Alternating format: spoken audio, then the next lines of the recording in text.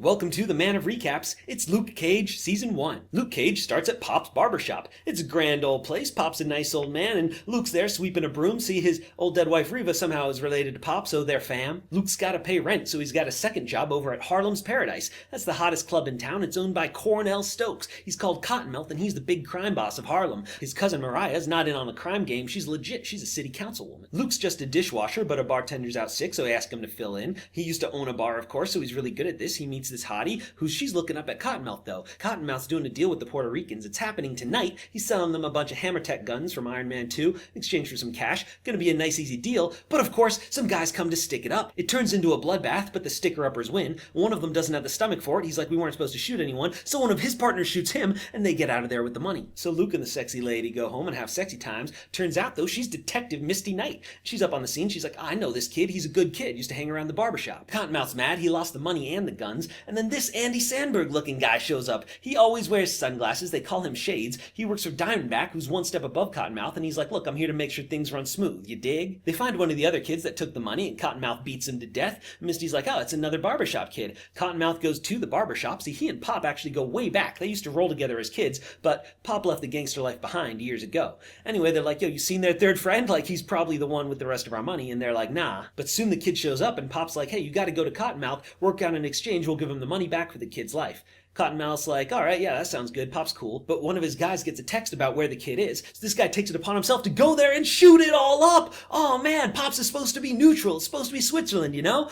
So they grab the money anyway. Luke saves this kid, though, and he's okay because he's bulletproof. So the guy gets back. He's like, yo, Cottonmouth, I took care of it for you. Cottonmouth's like, what? Son, you broke the rules of the street. I gotta throw you off this roof. This guy they call Bobby Fischer because he likes to play chess. He's like, yo, Pops is broke. We need some money. Mariah's got this community center she's trying to build, but at the moment, it's just like a safe for all the illegal drug money. So Luke busts in there and he knocks out all these guys. He goes full on Darth Vader from Rogue One, and he takes one bag of money and he leaves the rest though for the cops to impound. So Luke's eating some well-earned Chinese food when Cottonmouth shows up with a rocket launcher and blasts him. Boom! Explodes the whole building. This guy's crazy. Luke survives, of course, and we get a flashback to when he was in prison and had an awesome haircut. He was in Georgia at a prison called Seagate, and the prison therapist was his ex-dead wife, Reva. So this is where they met and fell in love. Now, Luke's a real strong guy, and the warden's running an underground prison fighting ring, so he makes Luke fight in that, and eventually Luke gets really good and starts to like it, but then he's like, yo, I'm in this underground fighting ring, you gotta stop it. And then Shades was actually in prison with him, working for the warden, so they beat him all up within an inch of his life,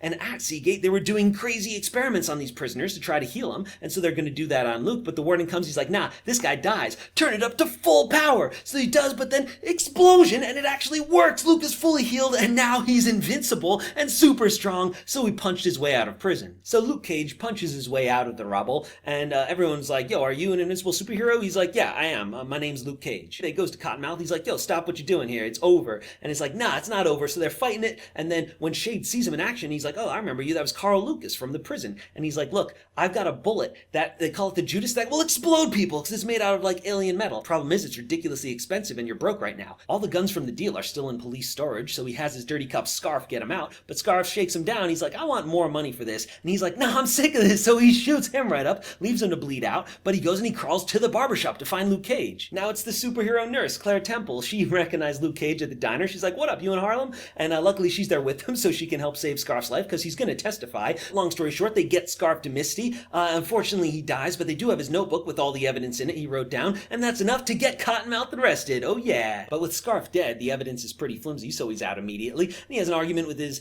cousin Mariah, which goes back to when they were raised by Mama Mabel back in the day. Anyway, she pushes him out the window and decides to kill him. And Shades was there to see this. He's like, what up, Mariah? I'm gonna teach you how to be the new crime boss of Harlem. They paid this waitress off to say that it was Luke Cage who did it, but meanwhile, there's a new player in town who snipes Luke Cage, and the bullet actually goes into him. Oh, it's one of those Judas bullets. That's right, this is Diamondback. He catches him later on the street, and it turns out these two know each other from back in the day. Luke's like, yo, man, why you doing this? We were like brothers. And he goes full Darth Vader. He's like, Luke, I am your brother. What? Boom! Shoots him. Lands in the garbage truck. Two Darth Vader references and one Luke Cage. What are the chances? Mariah has a sit down with the other crime bosses, but Diamondback comes to crash it. He's like, screw you guys. Not you, you're cool. And what about you, Mariah? Should I keep you alive? And she's like, yes, please. I could be your legitimate political connection. He's like, cool. I rule in Harlem now. What up? Luke Cage rides the garbage truck for a while, but he's okay. He's a hard guy to kill. Some cops try to take him in. He's like, sorry about this, guys. Boom! Gotta throw him. Bang! Luke makes it back to Claire. He's like, I've been shot again. She's like, all right, let's go down to Atlanta to find the doctor that did the experiment on you. We'll give him the data in exchange for helping. And he's like, you know what? I got an idea. You're not going to like it. Basically, we have to boil Luke in acid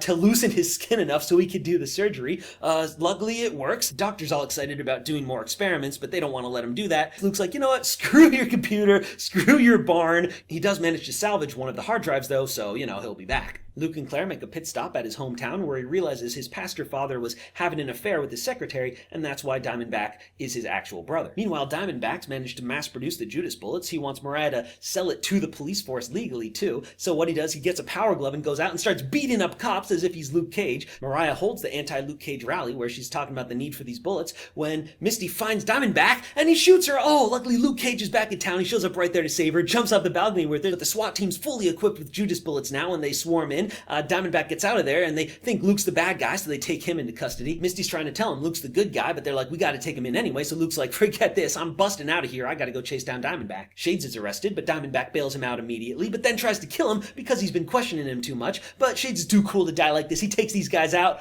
boom, finds a new pair of Shades. Shades the man. Shades meets up with Mariah. He's like, look, we're gonna use Luke to take down Diamondback. I've got all these files that prove Diamondback framed Luke back in the day, so he'll help us in exchange for those. They go to the barbershop to set up the deal, but Misty's there too. The waitress they bribed came clean with everything, so she's trying to arrest Mariah. But then a grenade shows up, boom, exploded, and it's Diamondback. Shows up wearing, hands down, the ugliest outfit in the Marvel Cinematic Universe. It does make him bulletproof though, and super strong, so he and Luke have their final showdown. Spills out onto the street, all of Harlem's watching. He's like gonna beat up Luke, but then the whole crowd's like, Luke, yeah, we're on your side. So Luke's like, boom, big punch, knocks him out cold. He's alive, he's got, he's out of commission for a while though. Misty tells everyone Luke's the good guy now. They arrest Mariah for killing her cousin. They've got the evidence on the recording, but the actual girl, she gets a text to come out and meet her. No, it's Shades. He shoots him. Yeah, she stole Misty's phone during the explosion.